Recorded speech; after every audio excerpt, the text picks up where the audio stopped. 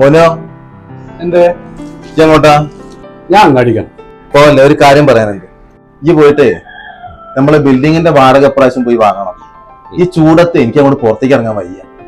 പിന്നെ വാടക വാങ്ങുമ്പോ എല്ലാരോടും ഒരു കാര്യം പറയണം, പ്രത്യേകിച്ച് നമ്മളെ യൂസഫിനോട് പറയണം അടുത്ത മാസത്തെ വാടക വേണ്ടെന്ന്. ബാക്കിയുള്ളവരോടൊക്കെ പകുതി വാടക മതി എന്ന് പറഞ്ഞേക്കും. അതെന്താ പുതിയൊരു രീതി? അതൊക്കെ ഉണ്ട്. എന്നാലും അതെന്താ അങ്ങനെ? അടുത്ത മാസം ഏതെന്ന് അറിയുന്ന എനിക്ക്, അവരെ നോമ്പിന്റെ മാസ. യൂസഫിന് ഹോട്ടലല്ലേ, ഒരു മാസം എന്തായാലും അവനത് അടച്ചിടും. ബാക്കിയുള്ളവർക്കൊന്നും വലിയ കച്ചവടം ഉണ്ടാവില്ല. അത് നമ്മൾ കണ്ടറിയണ്ടേ. പിന്നെ കൊറോണ സമയത്ത് നമ്മൾ വാടക വേണ്ടാന്ന് പറഞ്ഞിട്ടു അത് കൃത്യമായിട്ട് കൊണ്ടെത്തുന്നതാണ് യൂസഫ്. അവര് അവരുടെ മതത്തിനോടുള്ള ബഹുമാനത്തിന്റെ പേരിലാണ് കട അടച്ചിട്ടുള്ളത്, അല്ലാതെ അവർക്ക് ഉല്ലാസയാത്ര പോകാനല്ല. അപ്പൊ നമ്മളും അതിനെ ബഹുമാനിക്കണം. നമുക്ക് അർഹതപ്പെടാത്ത പൈസ നമ്മൾ പിടിച്ചു വാങ്ങല്ല വേണ്ടത്. ശരി അച്ഛാ.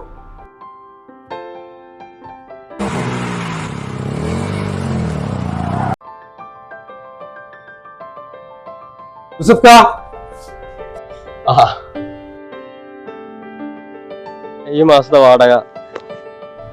അച്ഛനൊരു കാര്യം പറയാൻ പറഞ്ഞിട്ടുണ്ട്, അടുത്ത മാസം വാടക വേണ്ട.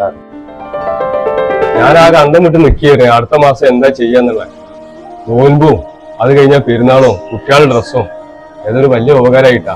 എല്ലാവർക്കും അച്ഛനെ പോലെ മനസ്സുണ്ടെങ്കിൽ എത്ര നന്നായിരുന്നു.